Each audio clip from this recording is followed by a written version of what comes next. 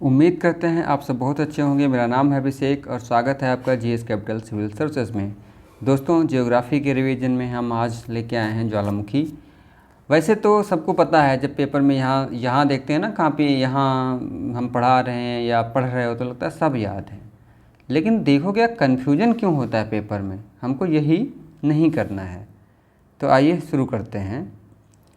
ज्वालामुखी और देश इतना ही पूछा जाएगा, किस देश में है। कभी कभी लोकेशन पूछता है बस। तो विसुवियस कहाँ है? ये इटली में है। ठीक है, मैं बता रहा हूँ, इससे ज़्यादा पूछा नहीं जाता है। 4 ज्वालामुखी होंगी, 4 देश होंगे, ठीक ना। अब आपको वहाँ पे चुनना होगा, ठीक। Fujiyama Japan. अब देखिए क्या होता क्या है कि आप लोग कैसे भी करके इनको बीच में, देखिए पहचानने तो होता है एग्जाम में, आपको कैसे भी करके इनको क्या करना है, रिलेट करना है। इटली क्या है, विसुवियस। Fujiyama Japan. अब यामो ये सब कहाँ जापान में होता ज़्यादा। Japan. Cotopaxi Ecuador. Cotopaxi Ecuador, इसको आप याद रखो।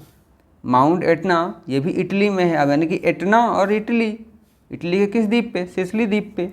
मोनोलोवा हवाई द्वीप पे है, ठीक है। मिस्टर मोनो क्या है, जो मिस्टर लोवा कैसे भी याद करो आप इसे, ठीक है। और फिर किलायू कहाँ है? ये भी हवाई द्वीप पे है। मेरापी इंडोनेशिया में है। आपको इनके बीच में क्या बिठाना है, रिलेशन बिठाना है, पहचानना है वहाँ पे, इतना ध्यान रखना। क्राकाटोवा ये इंडोनेशिया में है। स्ट्राम्बोली कहाँ? ये इटली में है। भूमध्य सागर का प्रकाश स्तंभ कहते हैं। देखिए भूमध्य सागर में जब नाव चलती हैं तो ये क्या दिखता रहता है कि ये किस तरफ है। यहाँ पे प्रकाश रहता है ना, ज्वालामुखी है, यहाँ पे उद्गार होता रहता है, इसलिए इसको क्या कहते हैं, भूमध्य सागर का प्रकाश स्तंभ कह देते हैं। ये रास्ता दिखाता है वहाँ पे। माउंट पोपा ये म्यांमार में है। किलिमंजारो तंजानिया में है। और देवबंद ये ईरान में है। कोह सुल्तान पाकिस्तान में है। चिम्बाराजो ये इक्वाडोर में है। सबनकामा ये पेरू में है। माउंट येरिबस ये अंटार्कटिका पे स्थित है। और किनाबालू ये मलेशिया में है। अलबुर्ज ये भी ईरान में है। पैरीकुटिन ये मैक्सिको में है। माउंट पिनाटुबो फिलीपींस में स्थित है। माउंट शास्ता ये अमेरिका में है। और पोपो कैटपिटल, ठीक है, पोपो कैटपिटल ये मैक्सिको में है। और कोलिमा ये मैक्सिको में है। माउंट रेनियर ये यूएसए में है। और माउंट ताल ये फिलीपींस में है। एक चीज़ देखो, जो ये प्रशांत महासागर का ये त्रिभुजी आकार है ना, ये परिप्रशांत क्षेत्र में सर्वाधिक ज्वालामुखी होते हैं। देखो ज्वालामुखी कहाँ होंगे, मैंने आपको कल भी बताया था। देखिए 2 प्लेट होती हैं, ठीक है। एक जो मान लो महाद्वीपीय प्लेट है और एक है महासागरीय प्लेट, ठीक है। तो हल्की प्लेट है ना, भारी प्लेट के नीचे दब जाएगी, ठीक है। ऐसे आ जाती है जब ये ग्रहण कर रही हैं, ऐसे ऐसे ऐसे। तो ये जब यहाँ इसके नीचे आ गई तो यहाँ पे ताप, दाब और जल के कारण क्या होता है, ये लावा में बदल जाती हैं, ठीक है, मैग्मा बन जाती हैं। मैग्मा बनती हैं तो ये ऊपर निकलने की कोशिश करेंगी और पृथ्वी की सतह को तोड़ देते हैं। ऐसा क्या बन जाता है, ज्वालामुखी बन जाता है, ठीक है। अच्छा, तो यहाँ पे जल वाली सतह यहाँ पे बेसाल्ट से बनी होती है, ये भूमि वाली क्या ग्रेनाइट से। ये दोनों आपस में कहाँ मिलेंगी, जहाँ पे भाई जो प्लेट होंगी। तो प्रशांत महासागर ये महासागर की प्लेट हो गई, बाकी महाद्वीपीय प्लेट हैं, तो ये आपस में टकराती हैं। इसीलिए क्या होता है, परिप्रशांत क्षेत्र में ज़्यादा भूकंप बनते हैं, क्योंकि वहाँ पे दोनों जो प्लेटें क्या हैं, टकरा रही हैं, ठीक है। यही हाल जो इटली वाले भूमध्य सागर में भी देखा जाता है ना। तो बढ़ जाते हैं आगे और देख लेते हैं। माउंट सिनाबुंग ये कहाँ है, ये इंडोनेशिया में स्थित है। माउंट सेंट हेलेंस ये यूएसए में स्थित है। एकांकगुआ ये कहाँ है, अर्जेंटीना में है। अच्छा, आपने एक चीज़ देखा होगा, जैसे फ्यूजियामा है ना, किलिमंजारो है, ये पर्वत भी हैं। तो जब ज्वालामुखी बने, ठीक ना, उद्गार हुआ, जरूरी नहीं इनमें हर समय होता है। 3 तरीके के ज्वालामुखी होते हैं, ठीक ना। एक होते हैं प्रसुप्त, एक होते हैं सक्रिय, एक होते हैं मृत। मृत का मतलब कभी हुआ था उद्गार, अब कोई संभावना नहीं है। प्रसुप्त का मतलब ये है कि भाई हो चुका है उद्गार हाल ही में, और फिर से संभावना है होने की। और सक्रिय के हैं, यहाँ पे भी कंटिन्यू हो रहा है। तो ये जो होते हैं मृत ज्वालामुखी, ये जब यहाँ पे उद्गार बंद हो गया तो यहाँ पे क्या होता है, यहाँ पेड़ पौधे आ गए और ये क्या, ये जो उभार बन गया तो ये पर्वत का रूप ले लेता है, इसको ध्यान रखना। आप देखेंगे चट्टानें देख लें, चट्टानों के प्रकार देखेंगे तो चट्टानों के प्रकार में कौन कौन से, आग्नेय पढ़ लेंगे हम, ठीक है। और फिर अवसादी देखेंगे, सेकेंड थोड़ा पेन मोटा कर लें, हाँ, अवसादी देखेंगे और फिर रूपांतरित और कायांतरित देखेंगे, ठीक। तो आग्नेय की बात सबसे पहले कर लें तो आग्नेय क्या, मैग्मा या लावा से निर्मित होता है। जो ज्वालामुखी से निकलता है मैग्मा, है ना, ये मैग्मा निकला, ये जब तक पृथ्वी के अंदर है तब तक क्या कहते हैं, इसको मैग्मा कहते हैं। जैसे ही बाहर आया, बाहर आके फैल गया, ठंडा हुआ, तो इसको क्या कह देते हैं, इसको हम लावा कह देते हैं। ये चीज़ ध्यान रखना। तो ये मैग्मा या लावा से क्या, आग्नेय चट्टानें, यही लावा ठंडा हो गया, ये चट्टान का रूप ले लिया, तो ये क्या हो गया, ये आग्नेय चट्टान हो गई। ऐसे याद रखना, आग निकलती है ज्वालामुखी से तो आग्नेय चट्टान हो गई।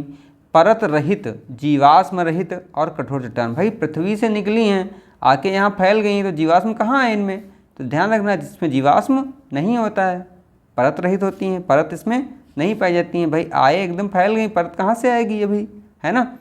और ये कठोर होती हैं, क्योंकि यहाँ पे लावा ये आके बिल्कुल एकदम सेट हो जाता है, तो ये कठोर होती हैं, ध्यान रखना।